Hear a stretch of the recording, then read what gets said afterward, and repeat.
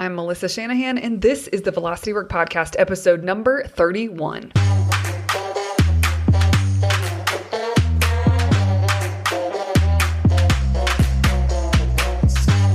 This podcast is for attorneys who are running their own firms. We explore tactics, tools, and stories related to pushing past simply lawyering well and into building a successful firm.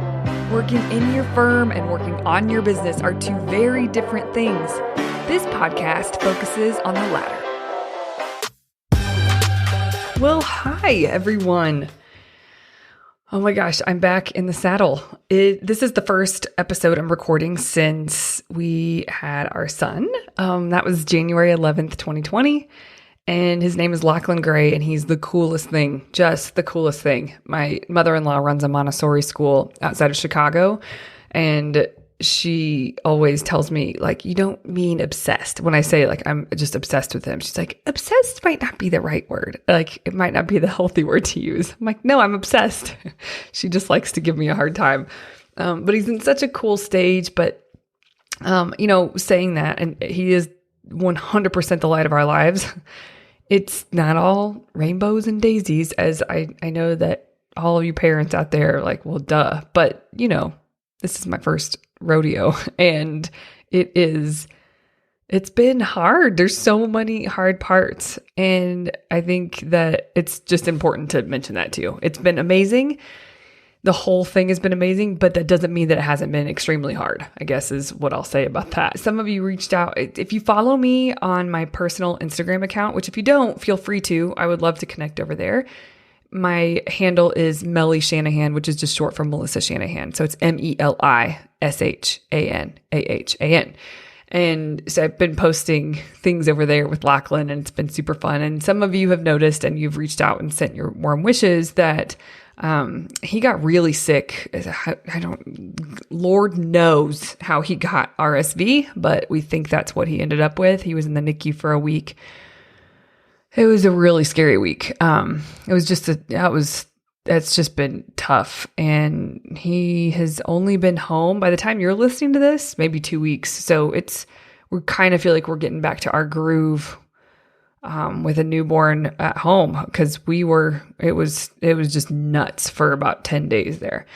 So that was tough. So some of you, thank you for the warm wishes that you have sent, and not just for the sickness, but then also just for the newborn and him and being in our lives. And I appreciate all the little notes and messages. It's meant the world. Also, I don't want to forget to say this. So I have been cleared to work out again, and so I'm back on my Peloton. If anyone wants to connect with me there, that's super fun too. It's not Melly Shanahan. I think it's melishan. It's just keeping it more short. So melishan. So that's me on Peloton. If you want to link up there, that's great too. My husband and I have a challenge going. So I have 5 days in the month of March that I can skip. That's the deal. That's what I set for myself. And so we have a challenge going together for that. Even if it's 20 minutes, that's it. That's enough. I just want to make sure I start to get back in my own groove with being active. I used to be so active, and I just haven't done much these last 2 months, which is clearly understandable, but I'm really ready. I feel like I'm crawling out of my skin, ready to go. The other thing I'll say, sleep deprivation is real. Holy cow. And there's certain things that I miss about my old life, even though I love and I would not trade having Lachlan. There's things you need to adjust to that I didn't mentally prepare myself for. I don't know that you can mentally prepare yourself for them, but sometimes I feel like I miss my husband. We're standing in the kitchen together. We're around each other a lot, but it mostly revolves around Lachlan, and just this newborn stage is so intense. I don't know if the intensity will ever lighten up or if it's just going to change, but I do know that we will make he and I and time away from Lachlan more of a priority in the coming months, which I'm looking forward to that, just kind of getting back to our groove as well. I'm also really missing work, so I'm really excited to be back in the saddle. I'm excited to be recording this episode. I'm excited. I have a lot on my plate for this week. This is my first official week back to work, and I have a lot on my plate that I'm super pumped about. It's just time to dig back in. So I'm buckling my seatbelt. I'm ready to roll. Okay, let's dig into this week's content. This topic is around win, win, win. It's got to be a win all the way around, basically. And I used to talk about this a lot with clients and with teams. And somehow I don't know, my focus has been on other new ideas that I've been sharing, and that's gotten left in the dust somehow. But it's still so important. I recently read something that reminded me of it, and I thought, I need to make sure that this is on a podcast. This needs to be something I can point to for clients, and that new people coming in, there's no reason they shouldn't be listening to this. So basically, this concept of win-win-win is that any business decision that you make should be a win for your clients, a win for your team or for you, right? The individuals working, and a win for your business. I'll say more about that, but basically, if you have this awareness when you're making business decisions around like, okay, is this a win on all three fronts? Then it becomes a no-brainer to be able to move forward with the decision. Also, using this win-win-win concept, it helps prevent impulsive decisions or one-sided decisions. And it helps make sure that your decisions are wise and they're looked at through a broad lens.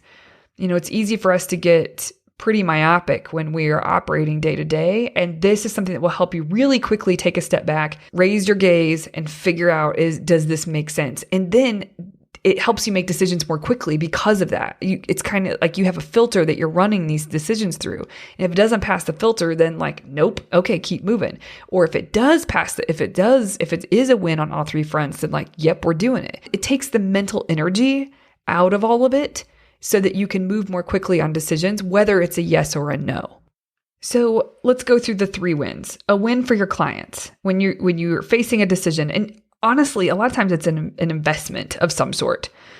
So whether it's your time or money, whatever. So a win for your clients means they are getting a smoother, a better quality, or an improved level of care or service. So if it's a win for them somehow, some way, then that's great. You can check that box. When we talk about being a win for your team, it doesn't mean that it makes their lives easier, although sometimes that will be the win. The win will be that, they won't have to have this inefficient process. They will have an efficient process to move through instead of kind of having to double back on themselves. But sometimes it won't be easier for the team member, but it will be that they will be more fulfilling their potential in their role. And that's a win. And here's the tricky part. Sometimes when I would meet with teams and we would be discussing some new things to implement in terms of systems and processes, I would get pushback from certain team members because they would basically say I think the way we're doing it right now is totally fine. It works. Everybody's happy. I would get a bunch of pushback. And it's from people who don't love change, right? Change is hard for a lot of people. And you could probably think of someone on your team right now that is that person. They don't like change. And maybe it's you. But it's important to make sure that the people who are against change don't win that argument unless it's worthy of being won. Because if they do have to change a system or process to something more efficient or just an improved or up-leveled experience, it does require them to change how they operate, but it is for the greater good. And by doing that, they're having to learn something new and they're fulfilling their own potential in it. I know I haven't gotten to the 3rd win yet with the win for the business, but that is why the team is the trickiest part, because sometimes you will get pushback from team members when you are rolling out the change to them. And you can't look at that as it's not a win for them. This actually isn't a win for them. This sucks for them. They don't want to do this. No, that's not what I'm talking about with a win.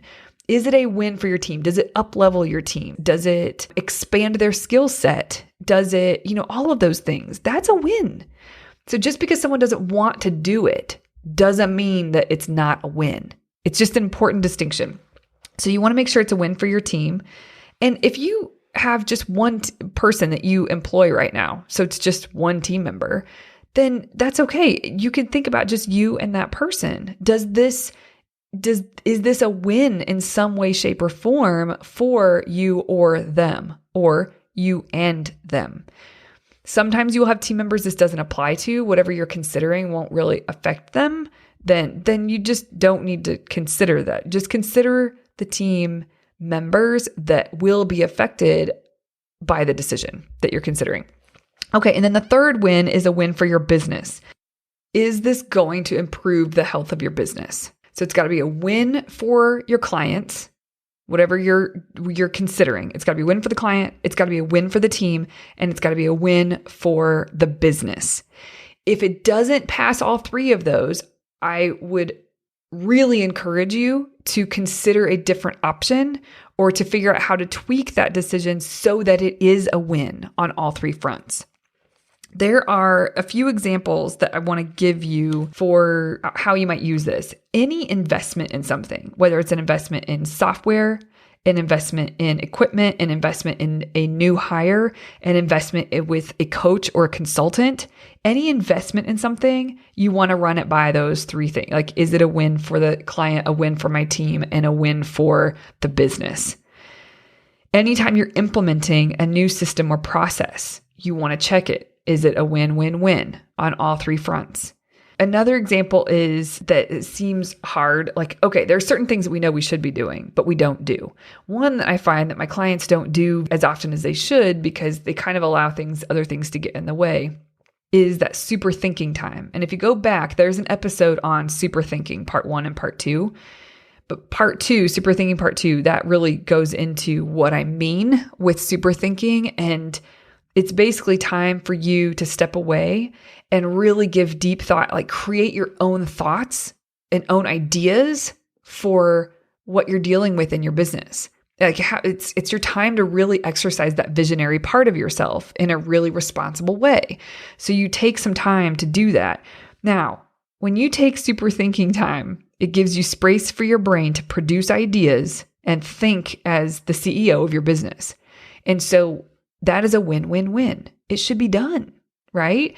It's a win for your clients because you're forward thinking. You're thinking about their experience. You're thinking about how to make things better. You're thinking about how to grow the business, and you can only grow the business if your clients are happy, right? So it's like it's a win for the clients for sure.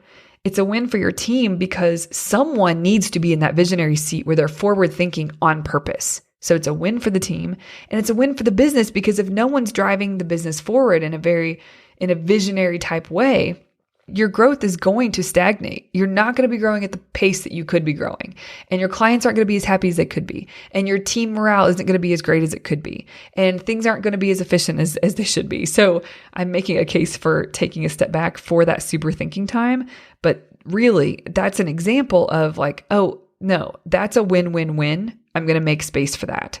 I'm going to make an investment of my time for that. So it's really an investment. Anytime you're thinking of making an investment in time, energy, money, anything, you want to make sure it's a win-win-win and it's worth the investment. The win-win-win approach will ensure that your decisions are well thought out, and it will make them either a hell yes or hell no. There's no in between. If it's a win-win-win, it's a hell yes. Just move, go, do it, be done, right? If one of the three or more, it's a no, like it's not a win, then all right, pull the plug and keep moving. It's either a hell yes or a hell no. It creates clarity if you use the win-win-win. Now, the other thing this helps with is when you decide as the owner to move forward with something, whether it's a financial investment or a new system or process that you're going to you want rolled out inside of your firm, blah, blah, blah, blah. Whatever it is you decided, it checks the boxes. It's a win-win-win.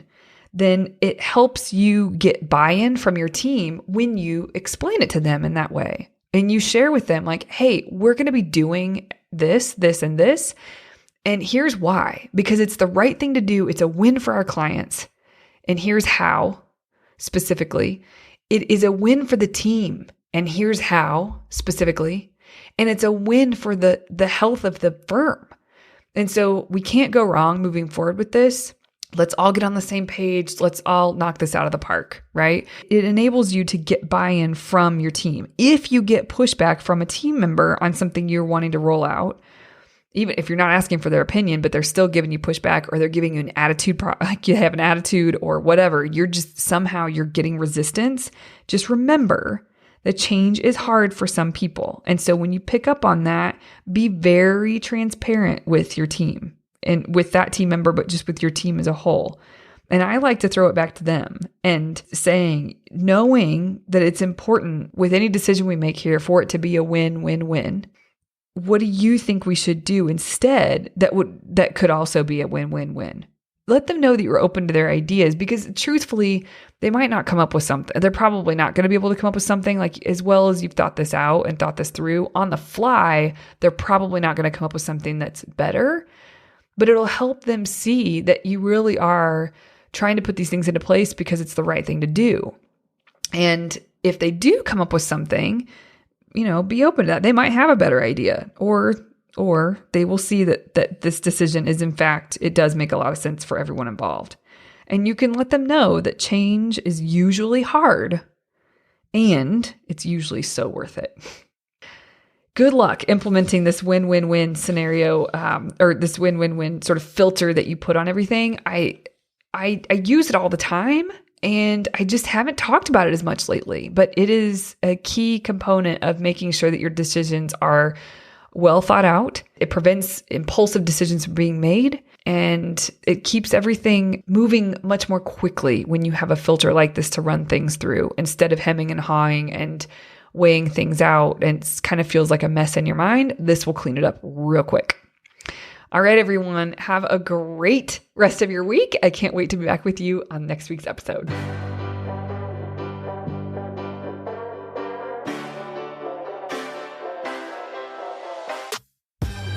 Hi guys, it's me again. Thanks so much for listening to this podcast. If you enjoyed it, and I hope you did, please subscribe so that you get real-time updates whenever we drop a new episode. If you want to continue to hang out with us, come on over to our website and check out how we work with clients. It's our signature 3-phase approach that we use with law firms to achieve growth on their own terms. Head to velocitywork.com/begin for information about those 3 phases and how you might get started if you'd like. Again, that's velocitywork.com/begin. If there's a topic you'd like covered on a future episode, or a question you have, or someone you'd love to have interviewed on the Velocity Work podcast, go to speakpipe.com/velocitywork. Leave us a voice message there. It can be anonymous or not. We'd love to hear from you. If you want to hang out with us on social, come on over to Instagram. Our handle is velocity.work. And on Facebook, it's facebook.com/meetvelocitywork. Cheers, my friends, to real growth and a great life. Bye, guys. Show notes from this episode can be found at velocitywork.com/podcast.